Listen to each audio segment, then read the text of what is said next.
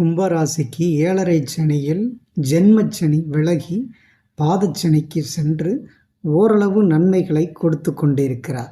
இந்த நிலையில் சனி வக்ரமானது அவர்களுக்கு அதிக நன்மைகளையும், உங்களுக்கு தேவையான சொத்து சுகங்கள், திருமணம், வேலைவாய்ப்பு, வெளிநாடு செல்லக்கூடிய யோகம் என அற்புதமான பலன்களை கும்பராசிக்காரர்களுக்கு இந்த சனி வக்ர பெயர்ச்சி ஜூலை 13 முதல் நவம்பர் 29 வரை தொடர்ந்து உங்களுக்கு நன்மைகளை செய்ய போகிறார். ஏனென்றால் குரு வக்ர நிலையில் இருக்கிறார்.